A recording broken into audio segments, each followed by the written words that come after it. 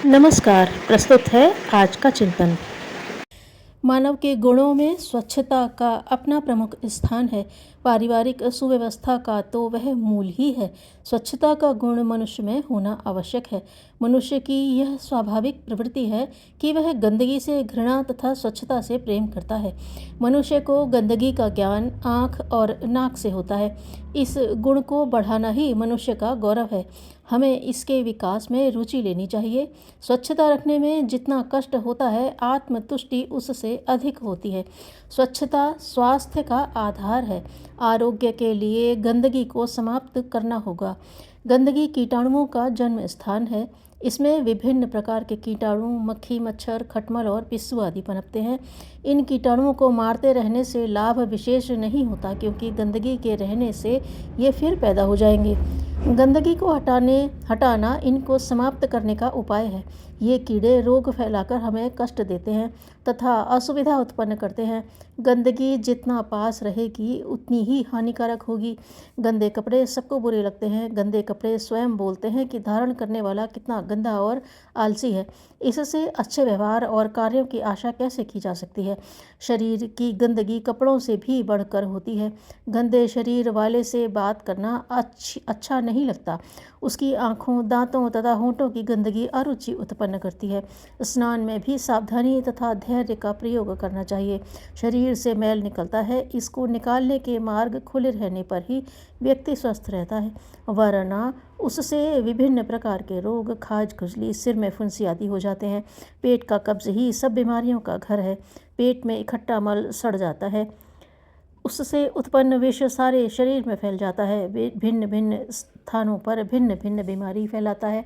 पेट की सफाई रोगों से बचने के लिए परम आवश्यक है। इससे रक्त शुद्ध होता है। शुद्ध रक्त में रोगों के कीटाणु नहीं पनपते। बीमारी गंदगी की बहन है। परिचित बूढ़े और बीमार से घर वाले गंदगी के कारण परेशान हो जाते हैं। इनकी गंदगी को देखकर घर वालों को मानसिक कष्ट होता है। मनुष्य के गंदा रहने का मुख्य कारण उसका ऊंचा व्यक्तित्व है। स्वच्छता का महत्व न समझने पर ही मनुष्य इसकी उपेक्षा करेगा। मनुष्य इसे श्रम साध्य समझता है। वास्तव में इसमें श्रम से अधिक सतर्कता की आवश्यकता है। छोटी छोटी बातें जो गंदगी का कारण बनती हैं, हमें सूझती नहीं। चोरों से असावधानी जिस प्रकार हानि कराती है, वैसे ही गंदगी से असावधानी भी रोग का कारण बन जाती है। शरीर में श्वेत रक्त कण बीमारी के कीटाणुओं को रोकते हैं। गंदगी को हटाना भी हमारा स्वभाव बन जाए तो कीटाणुओं का साधन समाप्त हो जाएगा। गुंडों से आत्मरक्षा साहस से ही हो सकती है। इसी प्रकार गंदगी से भी बचने की तत्परता रखनी पड़ेगी। उत्साही और सक्रिय मनुष्य ही स्वच्छता के आनंद को प्राप्त कर सकते हैं।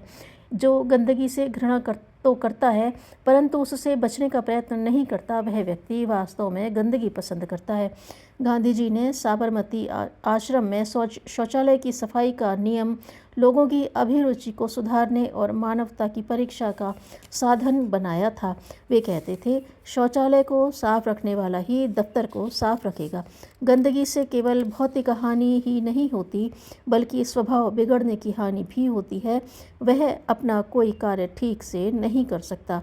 एक काम अधूरा छोड़कर दूसरे पर लग जाना उसकी आदत बन जाती है। ऐसे व्यक्ति को असफलता ही प्राप्त होती है।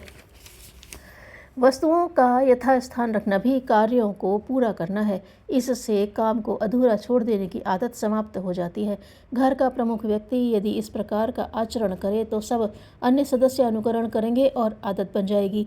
कार्य और विचार से संस्कार बनते हैं, यही स्वभाव है। संकल्प, दृढ़ता, निष्ठा और तत्परता से सात्विकता आती है। जीवन सफल होता है तथा आत्मगौरव, आत्मसंतोष और आत्मविकास होता है। अव्यवस्था से हम अपनी क्षमता का पूरी तरह से प्रयोग नहीं कर सकते। व्यवस्थित कार्य ही एक प्रकार से सफाई है। यह एक शुद्ध दृष्टिकोण है और आध्यात्मिकता का गुण है। सफाई से रुचि परिष्कृत होती है। जो व्यवस्थित जीवन बिताता है वह व्यक्ति सतर्क सैनिक की तरह कार्य करता है। मनुष्य को अपने विचारों और कार्यों में अस्त व्यस्तता नहीं होने देनी चाहिए। अस्वस्थ व्यक्ति भार बन जाता है, चाहे वह मानसिक रूप से अस्वस्थ हो या शारीरिक अस्वस्थता का शिकार हो। मानसिक रोगी के कार्यों से उसकी अस्वस्थता का प्रकटीकरण उसके कार्य करने के ढंग से प्रकट हो जाता है। ऐसा व्यक्ति अपने जीवन में असफल रहता है और सदैव दुखी रहता है। प्रकृति के नियमों से कोई नहीं बचता। वह संत महात्माओं तथा चोर में भी कोई अंतर नहीं करती। आलस्य, असावधानी से व्यक्ति अपने भविष्य को अंधकारमय बनाते हैं।